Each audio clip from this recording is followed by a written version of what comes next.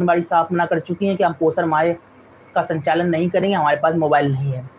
अब ऐसी ही खबर जो है आपको बता दें हिमाचल प्रदेश से भी निकल कर आ रही है। यहाँ पर भी पोषण ट्रैकर ऐप का ढंग से जो है प्रशिक्षण नहीं दिया गया और इसलिए वर्करों ने हाथ खड़े कर दिए। दरअसल मोबाइल देना ही काफ़ी नहीं है, यहाँ पर 3 चरण होते हैं, तीनों चरण की व्यवस्थाएँ ध्वस्त है। पहले तो मोबाइल दिया जाना चाहिए, दूसरा चरण आता है कि उनको प्रशिक्षण दिया जाना चाहिए, तीसरा चरण आता है प्रशिक्षण के साथ ही पैसा दिया जाना चाहिए ताकि रिचार्ज करा सकें। अब ना मोबाइल दिए, ना प्रशिक्षण दिया, ना पैसा दिया, क्योंकि मोबाइल जब दिए जाएँगे तभी प्रशिक्षण और पैसे की बात हम करेंगे। उत्तर प्रदेश में तो हालाँकि अभी योगी सरकार कह रही है कि हम सीरियल वाइज़ सब कुछ देने वाले हैं, तो देखते हैं कि कब तक मिल पाते हैं, जब से मिलना शुरू होंगे तभी से हम बता पाएँगे। हालाँकि इस बारे में लेटर जारी हो गया, वो हमने खबर आपको दे दी है पहले ही। अब हिमाचल प्रदेश से निकल कर आ रही है आंगनबाड़ी कार्यकर्ताओं के पोषण ट्रैकर ऐप का सही ढंग से प्रशिक्षण नहीं मिलने का उन्होंने हाथ खड़े कर दिए हैं और कहा है कि ऐप चलाने में उन्हें काफ़ी दिक्कतों का सामना करना पड़ रहा है। ऑनलाइन प्रशिक्षण दिया गया है, कुछ जगह सिर्फ़ फ़ोन कॉल के माध्यम से ऐप चलाने की विधि बता दी गई है। वाह! आपको मालूम होगा कोरोना काल में दोस्तों कि ऑनलाइन प्रशिक्षण देने का एक चलन चल पड़ा है कि मतलब ऑनलाइन दे दो जानकारी। तो कुछ ऐसे वर्कर हैं आपको मालूम होगा कि जिनकी एज बहुत ज़्यादा हो चुकी है, जिन्होंने मोबाइल देखे नहीं है, मोबाइल चलाए नहीं, देखे तो होंगे बट चलाए नहीं हैं। एंड्रॉइड की बात कर रहा हूँ, बटन वाले तो आप लोगों ने बहुत लोगों ने चलाए होंगे, लेकिन जब ऐसे में उनको मोबाइल दे दिए जाते हैं तो कहीं न कहीं उनके सामने एक प्रॉब्लम खड़ी हो जाती है, ऊपर से डाटा फीडिंग की बात कह दी जाती है।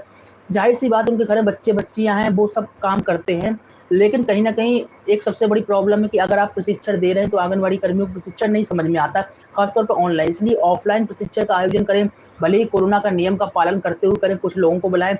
अब ऐसे में आंगनबाड़ी कर्मियों का आरोप है कि ऑनलाइन प्रशिक्षण दे दिया गया, इसके बाद उनको कुछ समझ में नहीं आया और अब इस प्रशिक्षण के आधार पर पोषण ट्रैकर एप्लीकेशन में रिकॉर्ड ऑनलाइन करना पड़ रहा है। अधूरी तैयारी के साथ प्रदेश में शुरू की गई केंद्र सरकार की इस योजना से कार्यकर्ताओं की परेशानी बढ़ गई है। वहीं इन्होंने आरोप लगाया है कि इंटरनेट कनेक्टिविटी ना होने की वजह से कई जगहों पर डाटा भी अपलोड नहीं हो पा रहा है। ऐप इंग्लिश अंग्रेजी भाषा में बात देखिए, ऐप में अंग्रेजी भाषा नहीं है। आप लोग काफ़ी क्वेश्चन कर रहे हैं कि अंग्रेजी भाषा बाधक बन रहा है। ऐप आपको बता दें 22 भाषाओं में सपोर्ट करता है। 22 भाषाएँ हमारे देश में हैं, जिनको मान्यता प्राप्त है। तो 22 भाषाएँ सपोर्ट करती हैं, 22 भाषाओं में ऐप चल रहा है। लेकिन आप लोग को बता दूँ कि अगर इंग्लिश में दिख रहा है तो आप कन्वर्ट करिए, जैसे कैसे कन्वर्ट करना है इसके बारे में मैंने आपको बता दिया। हिंदी में भी कर सकते हैं, बंगाली में भी कर सकते हैं, मराठी में भी कर सकते हैं।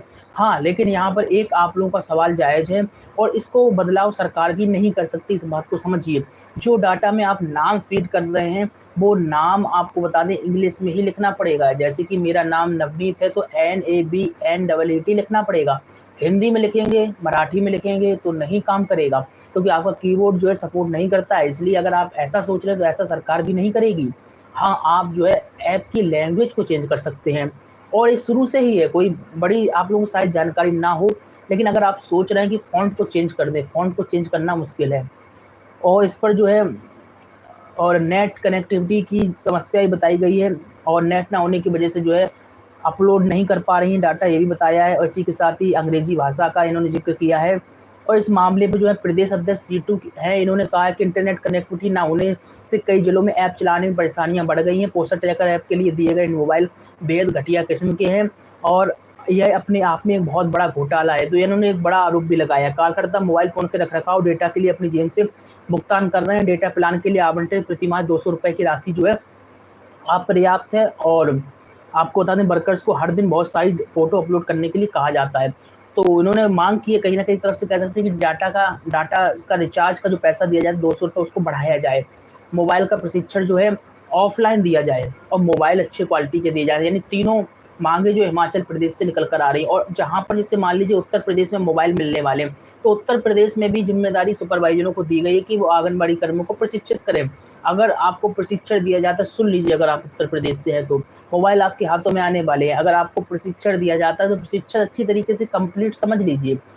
अगर सुपरवाइज़र प्रशिक्षण देती है, समन्वयक देते कोई भी देता है, मान लीजिए ट्रेनर देते हैं, तो उनसे आपको 1 नहीं, 2 नहीं, जब तक आपको समझ में नहीं आता, जानकारी नहीं आपको माइंड में फिट बैठती, तब तक आपको समझना चाहिए, सीखना चाहिए, ताकि आप जो है फिर गलती ना करें। और जो आप अभी भाषा को चेंज नहीं कर पा रहे हैं, हालाँकि मैंने भी आपको कई बार बताया, नहीं अगर आपने उस वीडियो को देखा, देख लीजिए चैनल पर होगी और अगर नहीं कर पा रहे हैं, तो आपको जब प्रशिक्षण दिया जाए, तो उस समय जो ट्रेनर हो, उससे अच्छी तरीके से जानकारी ले लें, ताकि बाद में आपको पछतावा ना हो, जिस तरीके से यहाँ पर हिमाचल प्रदेश में मामला निकल कर आ रहा है। तो पहले ही अच्छी तरीके से जानकारी ले लें, ऐसी सिचुएशन जो है बाद में क्रिटिकल ना पड़े। अब चलिए अगली खबर देख